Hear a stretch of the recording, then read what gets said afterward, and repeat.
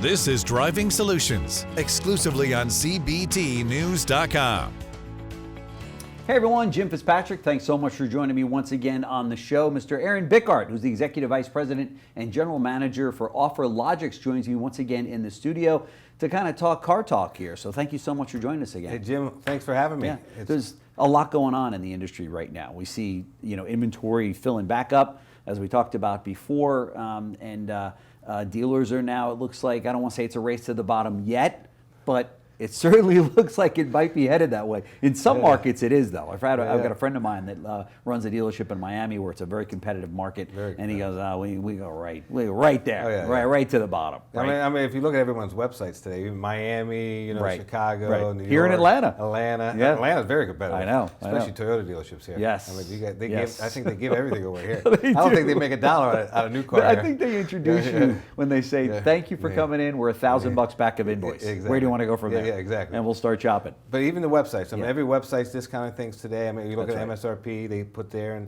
then selling price, and then every type of rebate and incentive that there is possible to mankind. I actually feel like we're back, back 2012, 2013 again. I know. So what happened, and is this going to be sustainable? Is it still? I mean, are we going to kick ourselves for doing this to ourselves in the industry, where it's just the OEMs loaded us up with cars again? Well, at the end of the day, Stellantis started loading everybody up for vehicles, a couple years ago. Yeah. But at the end of the day, we have to go back to the way it used to be. Yeah.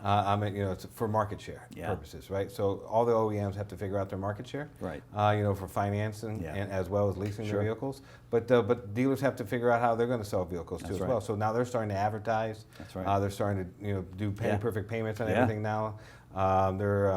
Marketing companies now are full speed ahead. Yeah. They're doing emails, digital marketing. The other big thing that they're doing, which I see a lot of because I cut the cord a couple years ago, is OTT and CTV. That's right. A lot of these dealerships are now online doing all that.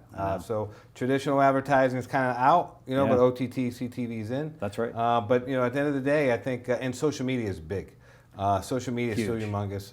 I know. At the end of the day, and they're all advertising lease and finance calculations, which falls right in the hand of OfferLogix.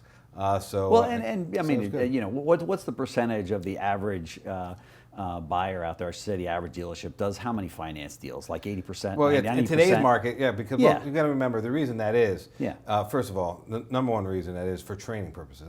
Most dealers don't know how to lease a vehicle. Number one. I'm not saying it's bad, but they don't. Not all dealers. Not all dealers. But the more progressive dealers, they lease most of their vehicles. I know. And the reason that is because they know every 3 years they're coming back. They have to get a new vehicle, or they have to buy the vehicle out. So they have to stay in contact with that vehicle. And the other reason is for service. They know they're going to come back for service too as well. But I would say 75 to 80% of vehicles, no, probably even higher than that. Probably 85% of people are still financing vehicles. Yeah, so they're buying on payments. Yeah, buying and on now payments. with the average price of a new car, almost $50,000. Payments are front and center, right? An average rate today, if it's not subvent, is right around 8%. 8%. 8%. Oof, 8%. That's close. That's close to. Can you imagine 8%? Wow. If you have bad credit, 10 or 11%. That's right. Can you imagine? Would you ever buy a car for 10 or 11%? Right. No. That means but 40% I've got good of credit. That means 40% of your payment is interest today. I know. Can you imagine when from 3 years ago it was 0%? That's right. I don't know how young families buy a new car. I say young families because you look at these young kids today, but no, they get out of college, they get their first job, and maybe it's even a double income situation, and then they go out and buy a $60,000 vehicle, and you're like, what? Well, they're not saving any money. We know that, No, I know. right? They're not saving. They got a house payment, they got kids, they got this going on. There's no money going into the 401k. No. At the end of the day, they're living paycheck to paycheck. That's right. That's right. But they do have a nice car. Yeah. They do have a nice car. They do have a nice, which is very important, right? Yeah, it is important. So OEMs, are you noticing from your perspective, because you deal with all the OEMs, obviously, with all the numbers that you're pushing out, are OEMs getting much more aggressive on their subvented programs? Very aggressive. Dealers. You can find anywhere from 0.9% interest rates today. To Mazda just announced 4.9 across their whole line. That's good. That'll work. And then rebates and incentives. Yeah. Now the one thing that they're not really doing really great with is leasing yet. Okay. Automotive leasing guy, ALG. They need to up their residuals. And why is that? Why are we seeing leasing lagging behind? Yeah. It all goes goes by what goes through auctions and automotive leasing guides at the end of the day. Yeah. But you would think that those numbers would be high because of the value of used cars. You would think so, right? Yeah. Where I come from, we need to see leasing come back. Right. Leasing needs to drive the new car purchases. That's right. And also return of used cars back into the market Yep. in the fleets and so forth. But the leasing hasn't come back full speed ahead yet. But I'm going to tell you, it will happen by the end of this year. To the end, let's just say the next 6-7 months. Sure. It will definitely happen within the next 6-7 months. Some of the, I talked to, as you know, dealers all over the country. A friend of mine that owns a high-end dealer group up in New Jersey, Lexus and Mercedes-Benz, he goes, our business continues to be 85-90% leasing across the board. He said it really never dipped. Yeah, well, that's because it's high-end. Yeah. Mercedes, Lexus, BMW, right. Most of those people lease because they understand the leasing thing. That's it's a depreciated asset. That's right. You buy a car for $80,000, at the end of the day, you can buy it for $52,000. Yeah. And then you're only paying the delta. Yeah. At the end of the day, and you might have a higher interest rate because of the money factor what they deal with. But at the end of the day, leasing is the way to go. But if it's a less expensive vehicle, you buy the vehicle. Most people can't afford an $80,000 or $90,000 vehicle or $100,000 vehicle. That's right. Which is a perfect segue into EVs. Yeah. I mean, we're looking at very expensive vehicles, if it's an EV versus if it's a combustion engine.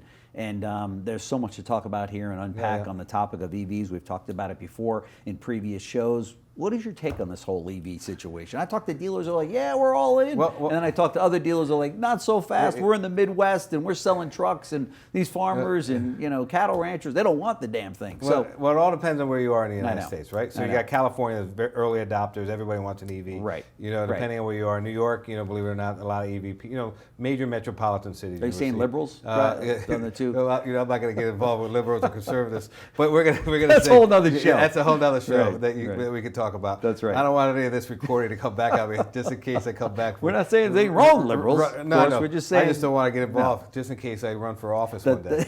But at the end of the day, I think EVs, are going to. People are going to have EV. 21 to 25% of the people are considering an EV when they're buying a car. But the big thing is Again, we just talked about financing a vehicle or leasing a vehicle. Right. And they're more expensive in EV. But are they really more expensive? But think about this for a second. You have a lot of people have Suburbans, Tahoes, Range Rovers. They have trucks, F-150s, Dodge Rams, or whatever it is. At the end of the day, you think about it, you spend about $100 in gas every time. I have a Range Rover, and that's what it costs me. $100 in gas a week. Yep. Right. A week, and every week. Sometimes people have 2 SUVs. Yeah. And that's so right. that means $200 a week. That's right. That means $800 a month.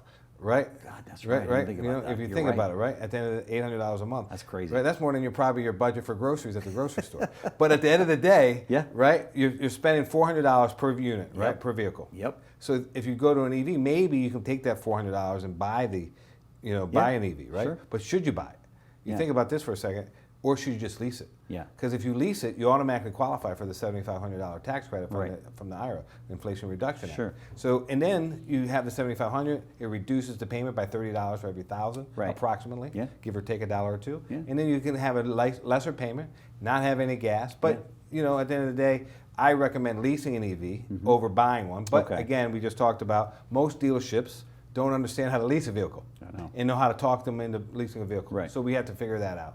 Is that and what is the problem there? I mean, is it just a training issue? Is it a situation where these men and women for the last 3 years, it's been like shooting fish in a barrel? Yeah. And now all of a sudden they've got to get maybe retrained on how to do this properly? I think it's more than that. At the end of the day, depending on the OEM, a lot of OEMs don't have good leasing programs. So that OEM that dealership might not understand how to lease a vehicle. Right. Number one. Right. Number two, they don't know how to promote it. Right. Number three, they don't know how to train it. And number four, they don't understand it. So at the end of the day, we have to re-educate the whole world about leasing vehicles. But plus, it's technology. I mean, you think about this for a second. Your cell phone, right? You have an iPhone or an Android. Yeah. You really don't own your phone, really. No. Right? Every 2-3 years, people are getting a new phone. That's right. At the end of the day. Now, of course, they have a 0% interest on those. That's right. But they charge you, your monthly subscription. And then if you rate. buy it, you can trade it in and get $700 back or whatever it is. Yeah. Exactly. It's always new technology at the end of the day. I mean, look at PlayStation. And now you got PlayStation 5. Now you got PlayStation 6 covered, right? So at the end of the day, you want. Something tells me you have kids at home. Right. Well, I do have kids. I have three great ones. But if you think about it, I mean, at the end of the day, would you want a PlayStation? Would I go in right now to a Best Buy or go on to Amazon.com and say, hey, I'm looking for a PlayStation 1? the original, right? Right. Good luck. And they'll be looking at you like, yeah, that's for discontinued. Right. Exactly. It's the same thing with EVs. That's right. So as technology grows, yeah, the range gets better. Yeah. Technology in the vehicle gets better. What's going to happen to all these used EVs? Well, they're still going to sell. Don't get me wrong. Yeah. They'll still get wrong because people want them. Yeah. But they're not going to be worth as much as you think they're going to be worth because now they're reducing pricing, right? That's right. Tesla just came out with their deal, $20,000 to $30,000 on a couple of their models. A few months ago, they did $10,000, $15,000. Everyone forgets that. You don't think all the other ones are now going to reduce their price too as well? I'm not making a prediction here who's going to do it, but I'm going to tell you that they're all going to reduce their pricing. That's right. At the end of the day, but no one realizes that Tesla's in the electric business. They're grid with their charging stations. Yeah. That's where they're making all their money at the end of the day. Yeah, there's no question about it. Yeah. So, so in terms of if somebody called you and says, hey, I'm thinking about we're going to go out and buy a car. Should I do EV or should I do what's your answer on that? Well, that's a trick question because I got to ask a lot of questions like how often do you get rid of your vehicle? Right. How often how far do you drive? Yeah. What do you do there? So, like that. In the current state, now this is just one man's opinion. Right, I would say to the person, listen, if you're going to buy an EV, make sure you're on the Tesla charging network. Okay. Don't buy it on the other network. Okay. Right. The reason that is because it's like VHS beta. Yeah. Right at the end of the day. Yeah. Remember point. VHS beta, right? Yep. All the so it looks like Tesla's going to win. Yeah. I'm almost sure that they're going to win because it looks like all the OEMs are going that way. Sure. But anything. So can you want to change. make sure that nozzle is right. So another couple years, 2025, 2026. Then I would say let's just talk about the EV. I would probably go with the EV. Any big announcements coming out of OfferLogix? You guys are always looking at other companies. Yeah. You're always looking to do things. You're mixing you're shaking things up. So I would say we have a couple big announcements coming. Wow. Okay. One will be with an OEM. Okay. One would definitely be with an OEM. That's always big news. And that's the big one. Okay. That's huge. Okay. And then I think another OEM will pop because of that OEM. Okay. Actually, there'll be 3 OEMs total. Right. But one's signed and delivered. Not allowed to talk about it. It's in a gag order. Yeah. But the other OEM, I'm waiting on the amendments to come back and that type of stuff. And is it safe to say that you're getting all of this business because of your appearance here on CBT News? It's always because of CBT. Yeah, it's always because of CBT. Actually, I'll give you credit where credit's due, but for sure. I mean, our name and our brand got out there. Absolutely. But That's yeah, right. for sure. That's right. So we got that, and then we signed a large marketing company, actually, which is taking I think I can announce this one. The name of the company used to be Automakers, and now they're called Full Path. Okay. Great. Aaron Horowitz and everybody over there. Congratulations. Yeah, so I would say they're going live right now as we speak. Their product is great. I mean, if you haven't seen their solution, Automakers has been around. That's been a lot. Yeah, now it's called Full Path. Okay. And it's called their CDP, their customer data platform is amazing. Their equity mining solution is amazing. Okay. Their trigger-based email solutions are great. Yeah. I've had a full demo of it, and Okay. it's top notch. That's great. I give it 10 stars out of 10 stars. Wow. Yeah. That's pretty good. Yeah. That's very good. Yeah. And then what's your take on the last quarter here we are in the middle of September, heading into the last quarter. There are some headwinds out there. You mentioned a few of them in terms of gas prices and interest rates and such. But do you think we'll finish the year strong in the car business? Oh yeah. Well, we always find a way, right? Yeah. I mean, we always grind it out, grit. Lots of grit, right? These car dealers have lots of grit, right? I know. But there's no keeping them down. There's no keeping them down, right? Nope. No matter what happens, they're like water. They're going to find a path. Yeah. Right? They find a path. 20 groups are amazing. How it all works, and I think the car business is going to be fine. Yeah. I think there's going to be a lot of inventory. Mm-hmm. Now it's funny, because we also do Canada too. I don't know if you knew that. Yeah, I did but know the that, U.S. not an abundance of inventory. Right. We just say a lot of inventory compared to where they were. Sure. Right. That's just it's all compare. Sure. But Canada has no inventory. Really? It's actually the total opposite. And why is that? I don't know, because a lot of manufacturers are in Canada, like Toyota's up there, General Motors is up there, Ford's up there. A lot of them are up there. Stellantis is up there. But they don't have inventory. Yeah. And it's the strangest thing, because I was just in Canada visiting some relatives. Yeah. And they're like, hey, we're looking to buy a car. And they're like, can you help us? And I was like, well, let's see what we could do here. and they're like, oh yeah, that's like a 3-month wait. Oh my gosh. We'll sell you a demo. Yeah. One of our demos, but you have to wait a month. Well, wow. you buy this car now. That's crazy. You can pick it up in a month from now because we need this to show people. That's crazy. I wasn't aware of that. Yeah. So Canada's now they're going to start getting inventory, I'm sure. But right now, they're not, U.S., because this is where the market is. Yeah. 3,000 dealerships in Canada, Right, new car right. franchises, Yeah. versus 17,000. Right. So, where do you want to go? That's right. As an OEM, That's right. where's the money? Yeah, no question about it. But yeah, so it's really strange. So the business will just keep cranking along I think it's well gonna into keep 2024. Yeah. right? Well into 24, 25. Yeah. And then we're going to see, I think, a massive EV, 50, I would say 30 to 40% of the people by end of 2025, 26, 50% of the people have EVs. Really, 50%? That's your prediction? Once the infrastructure gets put Wow. together. Right now, there's no infrastructure. Yeah, right. Yeah, right now, it's very limited. Right now, on camera, I'm going to tell you, it's a disaster. Yeah. You know what I mean? Yeah. Yeah. But it's growing every day, right? I think there's more. I think there's more EVs on lots than dealers want. Yes. Yeah, because I think the early adopters got what they needed. Yep. Yep. At the end of the day. Yeah, for sure. Yeah, For sure. so. Aaron Bickart, Executive Vice President, General Manager of OfferLogix. Thank you so much for stopping by. We always appreciate it. I know that our viewers and subscribers get a lot out of your visit with us because you tell it like it is, man. So we appreciate that. That's it. Thank you for having me, Jim. Great. It's always a great pleasure to Awesome. be here. Thanks. Bye-bye. Thanks for watching Driving Solutions, exclusively on CBTNews.com.